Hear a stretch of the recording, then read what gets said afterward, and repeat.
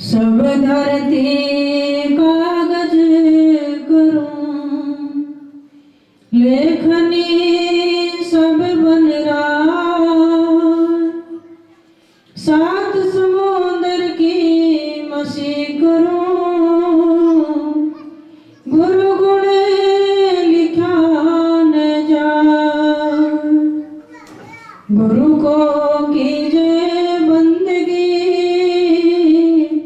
कोटि कोटि प्रणाम, कीट ना जाने भृंग को, गुरु कर ले आप समान, कबीरा गुरु कर ले आप समान।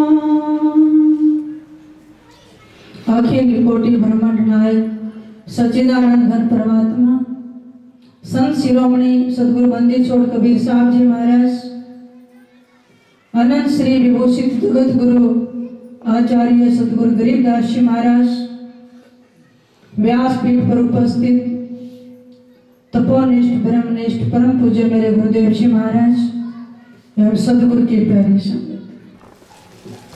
जीवन में अगर सदगुरु के साथ बैठकर सत्संग नहीं हुआ, देह तो चली जाएगी पर आत्मा तक नहीं पहुंच पाएंगे। इसलिए सभी ग्रंथों में उच्च कोटि के महापुरुषों ने सदगुरु के संग की महिमा गाई है। रोजाना आप सदगुरु की अमृत वाणी में प्रातः पढ़ते हैं, श्रवण करते हैं। सतगुरु बिना सकल सब अंधा, सतगुरु काटे जम के फंदा, सतगुरु जामन मरण मिटावे, सतगुरु सुख सागर ले जावे। सतगुरु बिना सकल सब अंधा। आप कहेंगे हम तो अंधे नहीं, आंख दिखाई दे रहा, बाहर का सूरज है, बाहर की ही आंखें हैं, बाहर ही दिखाई देता है। अगर आंख बंद करोगे तो क्या दिखाई देगा? अंधेरा। इसका मतलब है भीतर देखना है तो भीतर की ही आंख चाहिए। उस आंख को सतगुरु देते हैं, इसलिए उस आंख बिना अंधे हैं। वो विवेक की ज्ञान की आंख सतगुरु बिना नहीं खुलती है, इसलिए कहा सतगुरु बिना सकल सब अंधा, सतगुरु काटे जम के फंदा। हम सब काल के नगरी में रह रहे हैं, जम के फंद में बंधे हुए हैं। इसको कोई दयाल सतगुरु काट सकता है, फंद से छुड़वा सकता है। अगर छूट ले तो सतगुरु जामन मरण मिटावे। हम सब जन्म और मृत्यु के अंदर आते हैं, सतगुरु सुख सागर ले जावे। अभी भव सागर में पड़े हैं, फिर सतगुरु अपने शिष्य की सेवक की भुजा पकड़ के इस काल की नगरी भवसागर से सुख सागर में ले जाते हैं, जहां कभी जन्म मृत्यु का आदि कोई दुख नहीं होता है। शंखों लहर मेर की उपजे, कैर नहीं जा कोई। वो सुख सागर अवगत नगरी में ले जाते हैं, जहां परम आनंद ही आनंद है। इसलिए सतगुरु का नाम सुमरण करने से हम सुख सागर के हंस बन जाते हैं। आप कहेंगे इतने दिन से सत्संग में आ रहे हैं, सुमरण कर लिए, नाम ले लिया, भक्ति कर रहे हैं, नाम जप कर रहे हैं, तीर्थ व्रत पूजा पाठ धर्म कर्म भंडारे, पता नहीं कितनी तरह के हम उपाय कर रहे हैं, पर दुख तो नहीं मिटा। अभी भी बीमारी आ जाती है, घर में मौत भी हो जाती है, तो लोगों के मन में आएगा बहुत दिन गए सत्संग में, छोड़ो, दुख तो खत्म ही नहीं हुआ। इतने दिन से सुमरण कर रहे हैं, बीमारी क्यों आ गई, फिर नाम लिए का फायदा क्या? देखिए 6 चीजें हमारी जन्म से फिक्स होती हैं। कौन सी? जन्म मृत्यु, हानि लाभ, यश अपयश। जब भरत जी अपने ननिहाल से आए तो देखा राम सीता को वनवास हो गया और लक्ष्मण भी उनके साथ चले गए और दशरथ ने शरीर छोड़ दिया।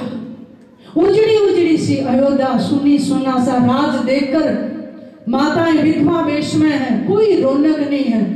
बिलक कर रोए भरत अपने गुरुदेव वशिष्ठ के चरणों में, गुरुदेव अगर मैं नहीं था आप तो थे ना अयोध्या में, आपका आशीर्वाद था, फिर ये घटना कैसे घट गई है? वहां बिलख कर रोकर वशिष्ठ जी कहते हैं, क्योंकि दुखी वशिष्ठ भी थे, राजा दशरथ चले गए, राम को वनवास हो गया, सारा भार आ गया गुरुदेव पर। मां बिलख कर रोकर कहते हैं वशिष्ठ जी, सुनो भरत भावी प्रबल बिलख कही मुनिनाथ, हानि लाभ जीवन मरण यश अपयश विधि हाथ। बिलख कर मुनि जी कहते हैं, भरत हानि लाभ मरण जीवन और यश अपयश ये उस विधाता के विधि के हाथ में है। ये पहले से फिक्स है चीजें। जिसका जन्म हुआ है उसकी मृत्यु भी होगी। अब दशरथ का तो संस्कार करना पड़ेगा, इसलिए हमने या संसार में आए हैं, जो होनी है वो होके रहेगी और जो कर्म है वो भी काटना पड़ेगा। गरीबदास जी महाराज कहते हैं, अवतारों लग भी कर्म है दे रीजन काया। अगर कोई राम कृष्ण बुद्ध के अवतार में भी आएगा तो कर्म उन पर भी लागू होता है। और कबीर साहब भी यही फरमा रहे हैं, रे विधना टारी नाहे टरे कर्म गति टारी नाहे टरे।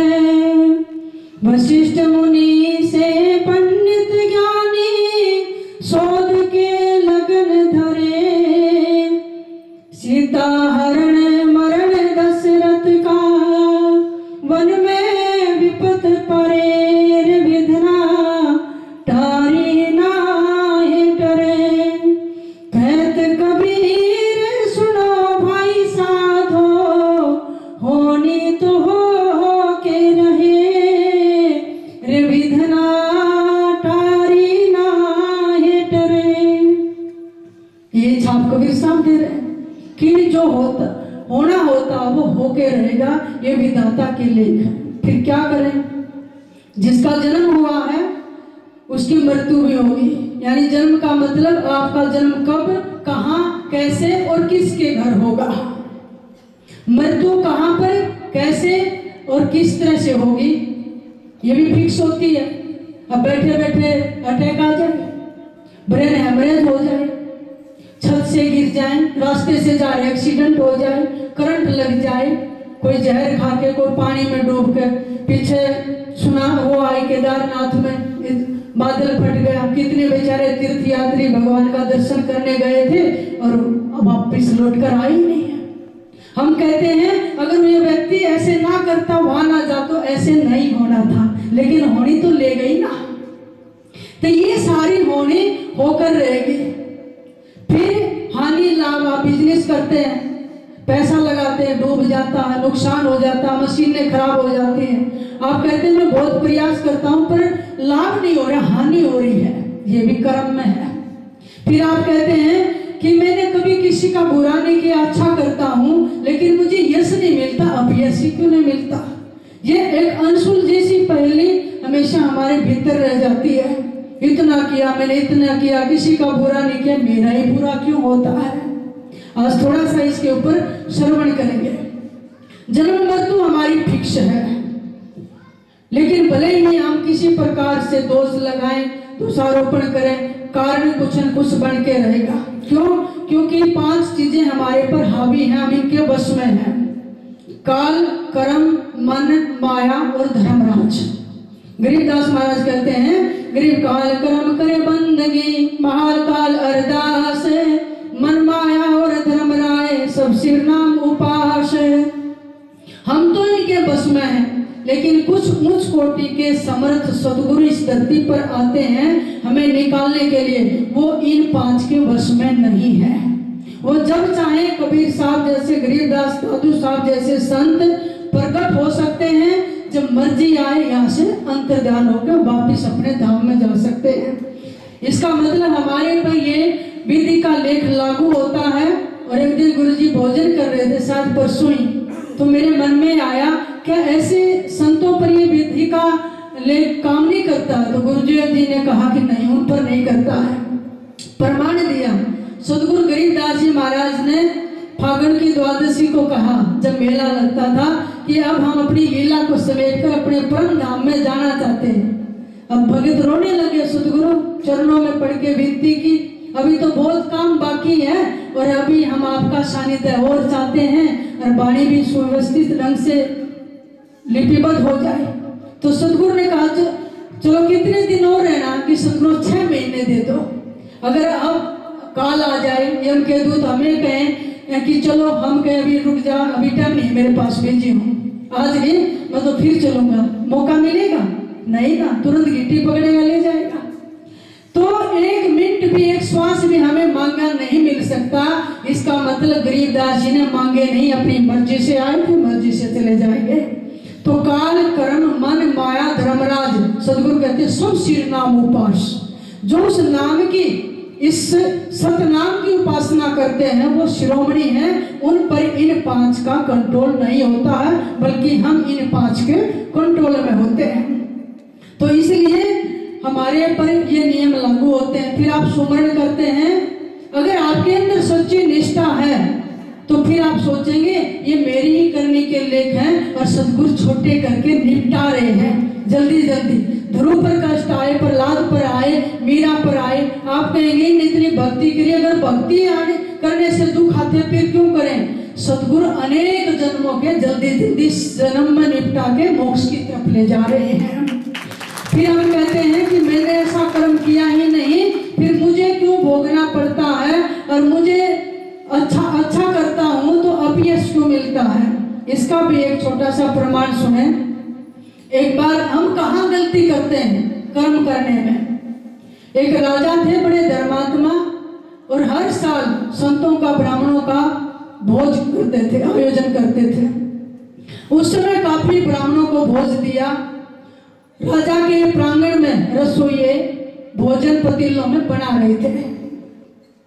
राजा अच्छी दान दक्षिणा भी देता था, सब ऋषि मुनि ब्राह्मणों को आशीर्वाद देकर जाते थे। बड़ा सुंदर साम्राज्य था। जब रसोइया भोजन बना रहा भाव से कि आज मैं संतों के लिए, ब्राह्मणों के लिए भोजन बना रहा हूं, मेरा भी पुण्य है, इतने में आकाश से एक चील अपनी चोंच में सांप को दबा के ले जा रही थी। तो सांप ने छूटने के लिए छटपटाया, अपने मुंह से जहर उगल दिया। नीचे जो पतीलों में खीर बन रही थी उसमें जहर की बूंदें गिर गई।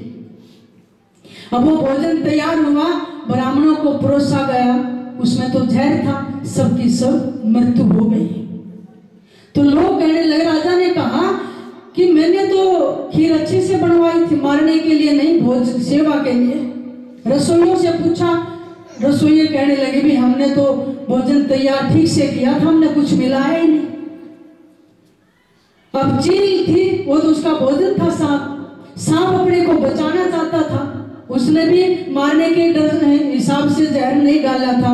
अब यमराज जी के ये हिसाब किताब लटक गया ऊपर, किस पाप कर्म का फल किसके खाते में जाए, राजा के, रसोइया के, चील के या सांप के।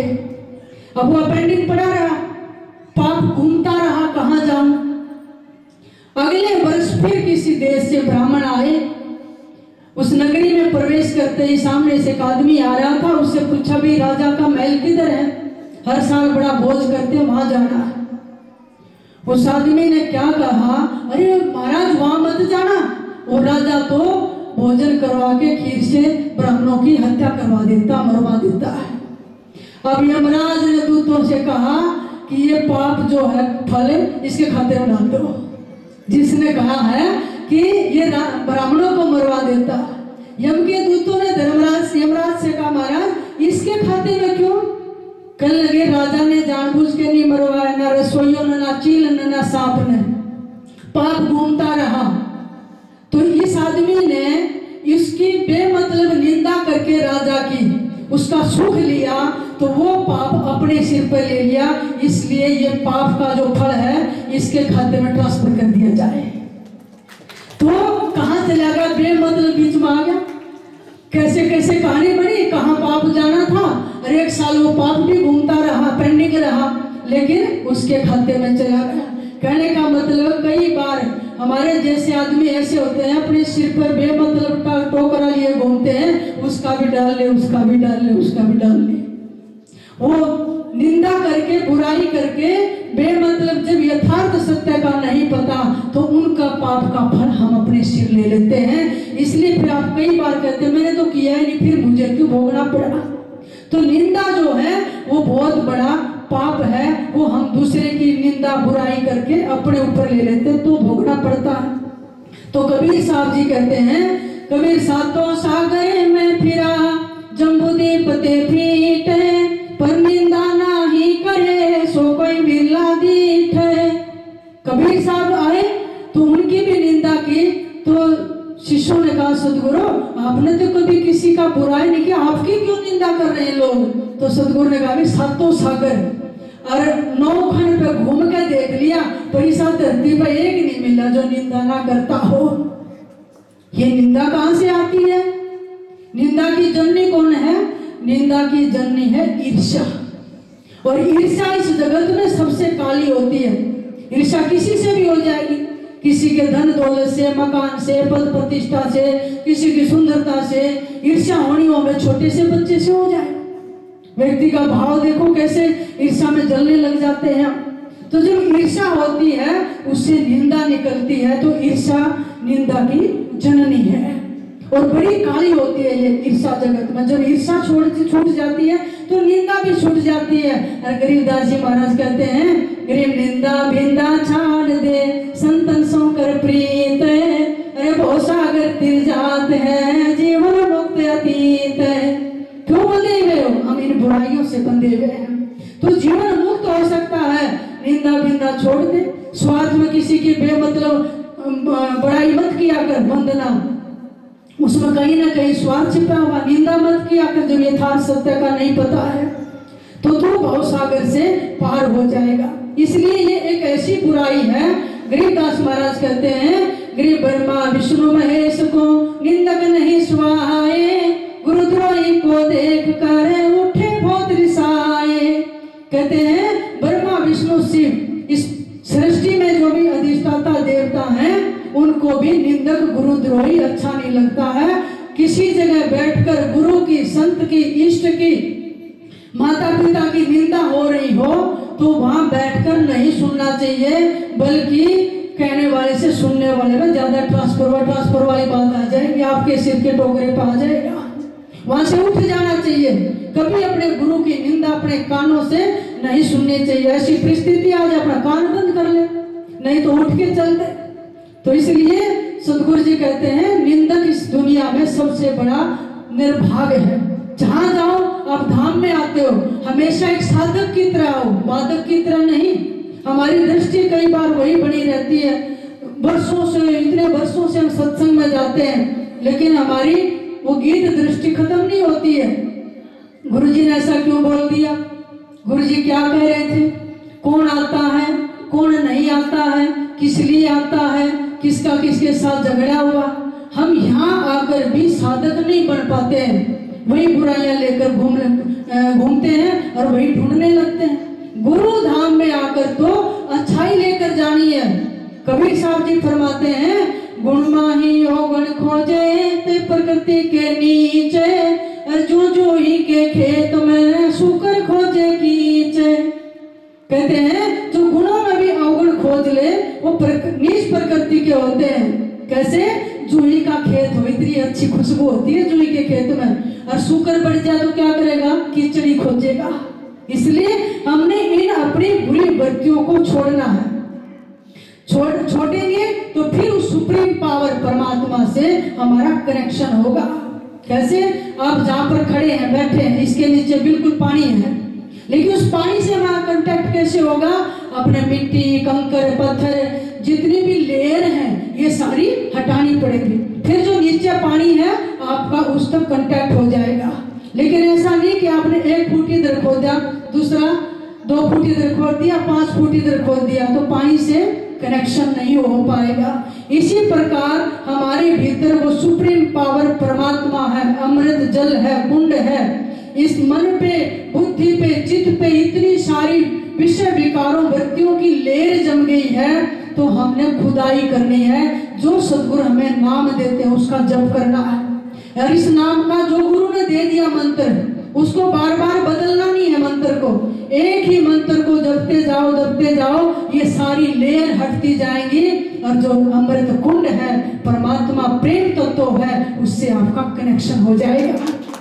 और जब वो ऊर्जा आपके भीतर प्रकट होगी तो वो ऊर्जा आपके व्यवहार से बाहर झलकेगी, आपकी आंखों से झलकेगी, आपकी बातों से झलकेगी। वो ऊर्जा चारों तरफ बिखरने लग जाती है। जैसे आजकल कोरोना वायरस चल रहा है ना, तो लोग कहेंगे भी पट्टी लगा लो, इन्फेक्शन ना हो जाए।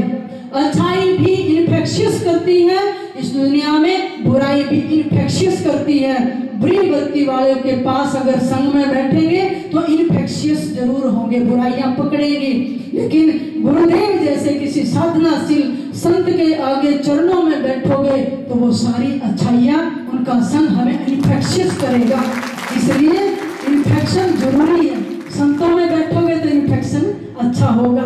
शील, संतोष, विवेक, ज्ञान, ये सारे के सारे गुण हमारे अंदर आने लग जाएंगे और सारी मन की मैल बुद्धि सब बुराइयां हट के उस प्रेम तत्व आत्मा का दर्शन होगा। और कबीर साहब कहते हैं जिसका मन फिर निर्मल हो गया, फिर क्या होगा? कबीरा मन निर्मल भया जैसे गंगा नीर, पाछे पाछे हरि फिरे कहत कबीर कबीर। सारी दुनिया परमात्मा के पीछे है। परमात्मा किसके पीछे है? भगत के, संत के पीछे है। जिसका मन निर्मल हो गया गंगा की तरह, पीछे पीछे हरि फिरे कहत कबीर कबीर। परमात्मा ऐसे संत और भगत के पीछे पीछे होते हैं। इसलिए हमने सारी बुराइयों को छोड़कर जो हमें दीक्षा देते हैं सदगुरु से, हमारे अंतःकरण की सफाई होती है और परमात्मा का दर्शन होता है। जो कर्म है वो धीरे धीरे निपटने लग जाते हैं। एक समय हम कर्मों से मुक्त होकर फिर उसी परम धाम के अधिकारी बन जाते हैं। इसलिए भैया हमने सब कुछ छोड़ना है, लेकिन अच्छाई नहीं छोड़नी, बुराइयों को छोड़ना है। इसलिए हम संतों के, महापुरुषों के चरणों में आकर बैठते हैं। सतगुरु जामन मरण मिटावे, सतगुरु सुख सागर ले जावे। तो समय काफी हो गया। मैं पूज्य गुरुदेव जी के चरणों में कोटि कोटि वंदन करते हुए कि आपका दर्शन, प्रसन्न वाणी, उपदेश श्रवण करने को मिलता है। आपकी छत्र छाया में हम सुकून महसूस करते हैं। और जैसे ही आपके चरणों में बैठते हैं, 1-2 घंटा हम दुनियादारी से बिल्कुल कनेक्शन हटके आपके कनेक्शन में आ जाते हैं। प्यारे नाम जपन क्यों छोड़ दिया रे तूने, हरि भजन क्यों छोड़ दिया। प्यारे नाम जपन क्यों छोड़ दिया, हरि भजन क्यों छोड़ दिया। काम न छोड़ा, क्रोध न छोड़ा, काम न छोड़ा, क्रोध न। प्यारे सतवचन क्यों छोड़ दिया रे तूने, हरि भजन क्यों छोड़ दिया। प्यारे नाम रतन क्यों छोड़ दिया तूने, हरि भजन क्यों छोड़ दिया। कोड़ी को तू खूब संभाले, कोड़ी को तू खूब संभाले, लाल रतन क्यों छोड़ दिया रे प्यारे, लाल रतन क्यों छोड़ दिया। प्यारे नाम जपन क्यों छोड़ दिया रे तूने, हरि भजन क्यों छोड़ दिया। झूठे जग में दिल ललचा कर, झूठे जग में दिल ललचा कर, असल वतन क्यों छोड़ दिया रे प्यारे, असल वतन